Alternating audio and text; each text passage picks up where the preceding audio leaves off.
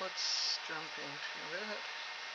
I just wanted to make a short one today because I'm going to be doing the New Moon Tarot reading on the 25th, and those ones always take a while. Of course, my browser crashed, so I don't know, I guess I could try and pull it up.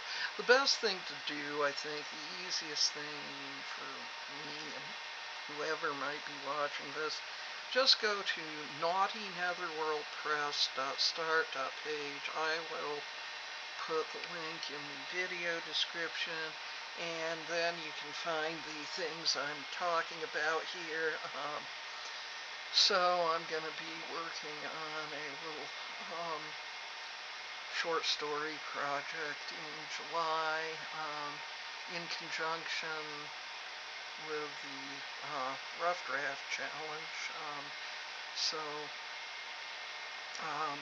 you can find all that on my Substack page, along with a prototype book, story cover kind of thing for that. And then also the Soul Chaser Anthology from Dragon Soul Press released today.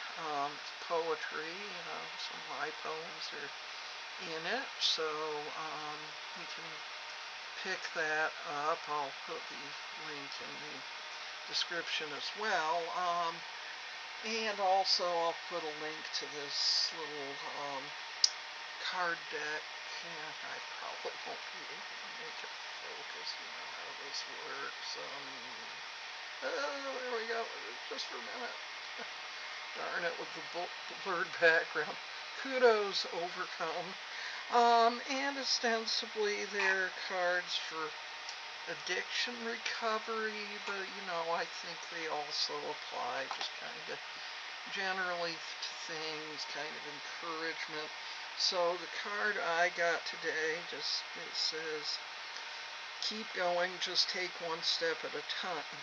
Every bit of effort you make towards your goal is worth it and will bring you closer to where you want to be. And where this really applies for me is this thing of,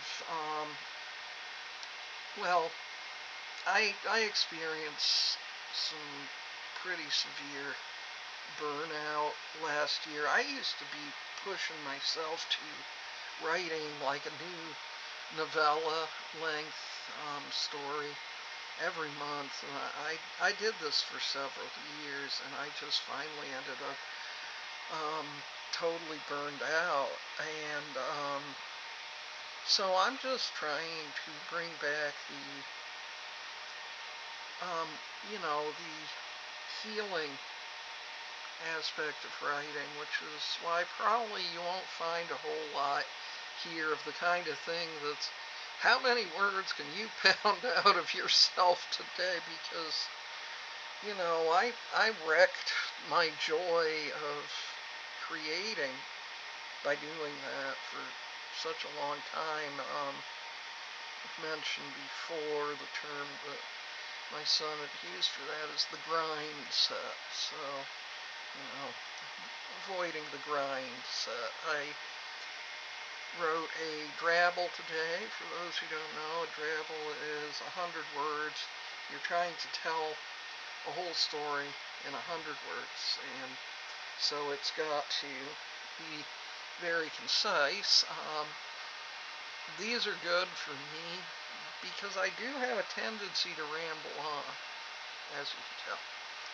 Anyway, so there's that. And this, but also one of my kind of bugbears with this whole thing is the whole promotion aspect. I hate promotion. I really do. I'm not the kind of person who tends to promote myself. It's like,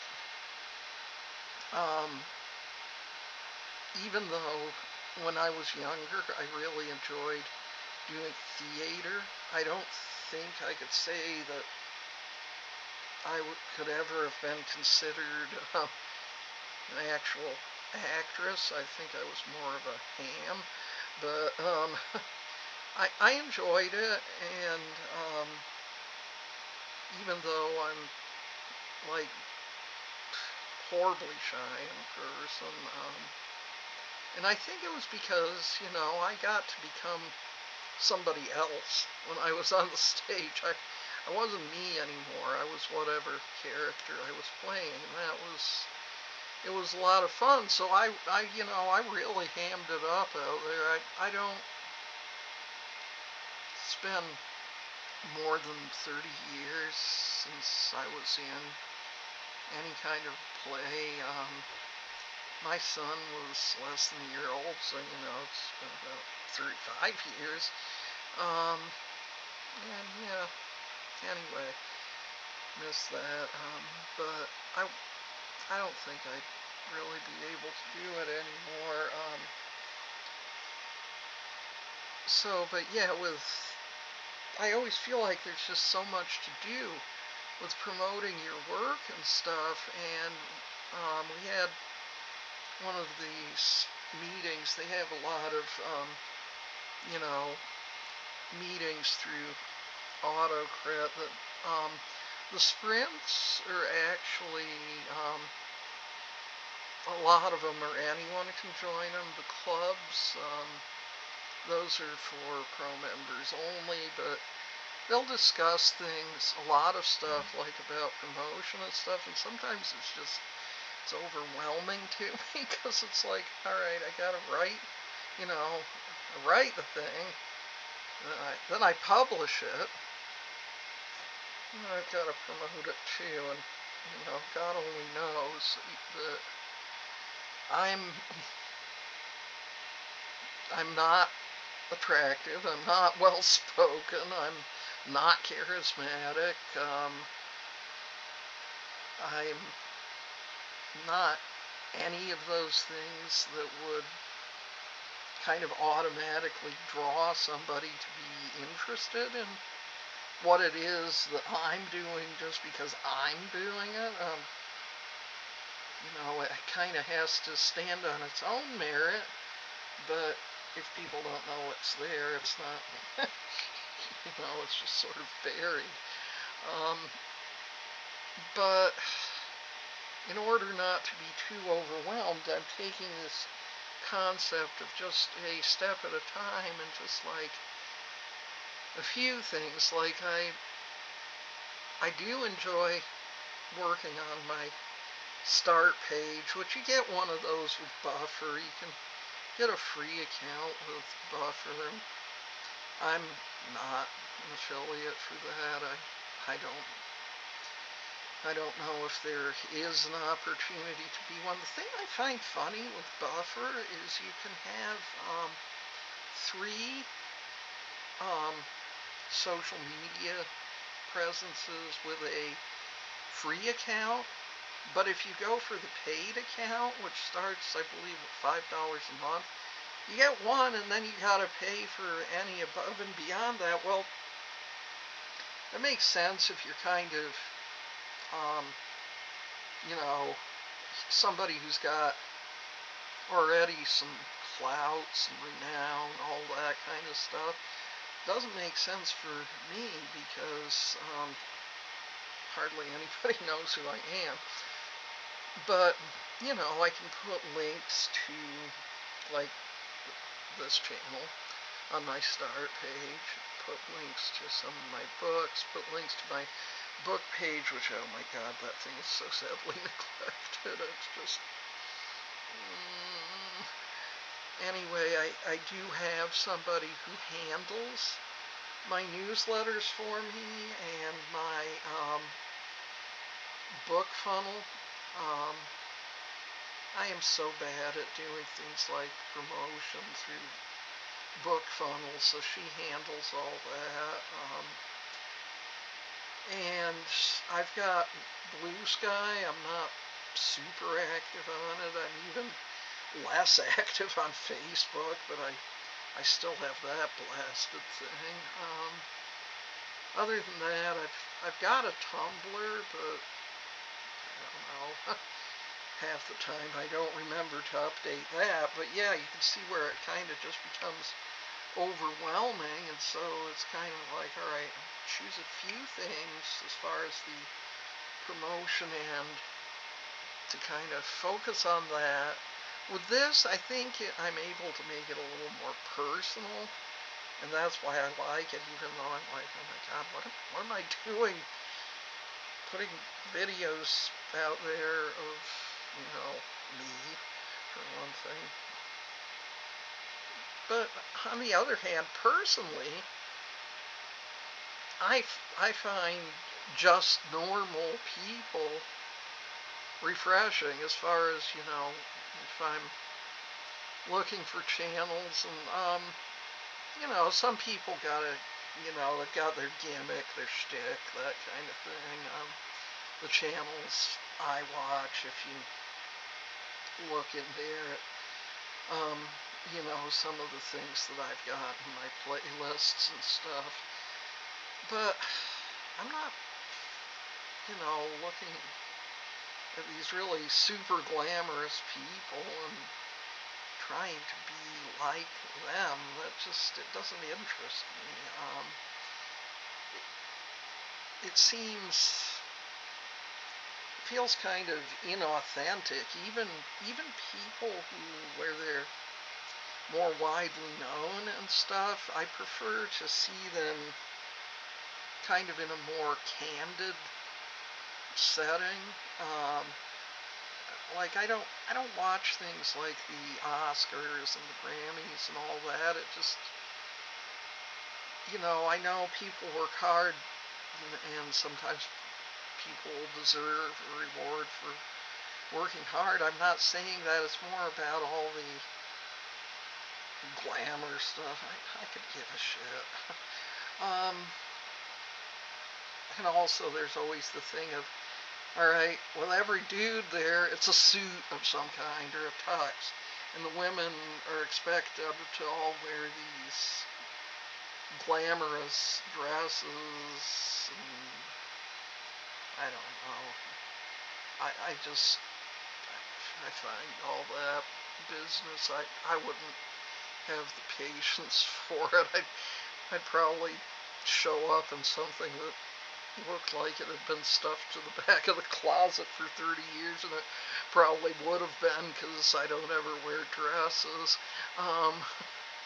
So, yeah. But anyway, I will have the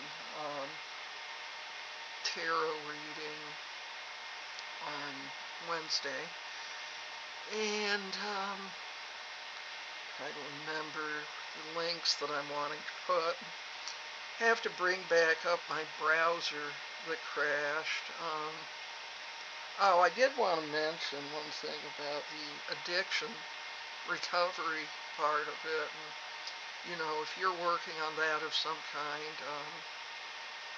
my best wishes to you, to stay strong with that. And, all you can do is keep trying. As I've said before, it's kind of amazing to me that I never ended up having any kind of an addiction to, like, alcohol, which I drank a lot when I was younger, so that's really amazing. Or drugs, or anything like that. If I'd had access to them, like something like morphine would have been a likely candidate, because when I had to have that through the IV when I was in the hospital, I was like, yeah, I like this a little too much. But never, ended up with any of that sort of thing, which is really amazing. It's more kind of behavioral, psychological stuff, which ended up being a problem. As I mentioned before, I'm going to start doing the Debtors Anonymous. So that's a problem for me, is, like, spending and racking up debt, and that I used to have 13 credit cards, and I've gotten rid of most of those. But I don't want to keep doing that. I want to be able to keep a more tight rein on my spending, because it doesn't just affect me, it affects the other people in this household. Um, and then also things like workaholism. I was, when I was still working for other people, when I was a nurse, I would pick up extra shifts and stuff all the time, and I was working 40 to 60 hours a week at a very physically demanding job, and it ended up having, kind of cratering my health, which was already kind of in a precarious position for various and assorted reasons. One thing I want to talk about is sleep apnea, which is something for a problem for a lot of people. This is where I just get really buggy about the whole thing of, well, every one of these problems that you can name, those affect fat people, as if they don't also affect people of other sizes, and they do. And so the whole disdain for larger people, it actually affects everybody. It affects people of other sizes too, because, then these medical professionals are making the assumption that just because somebody's thin, they must be perfectly healthy. And, you get thin people with heart problems, diabetes, and yes, sleep apnea.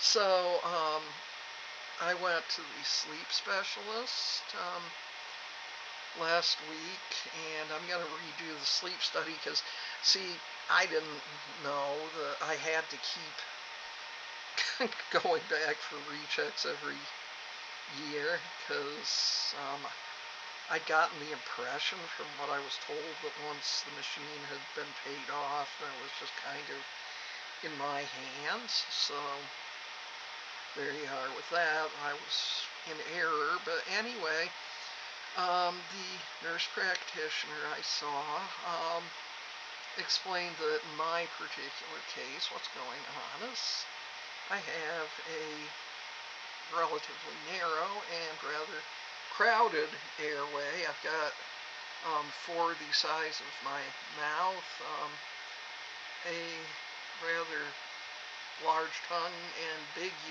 uvula, and I'm thinking, well, imagine how much more crowded it was when I had tonsils in there as well. Those were taken out when I was 8. But I suspect that I've had sleep apnea all my life, actually. And that's something, if you're having problems with sleep paralysis like I do, that's been something that's been a trouble for me for a lot of my life. And I had a lot of respiratory infections when I was a kid.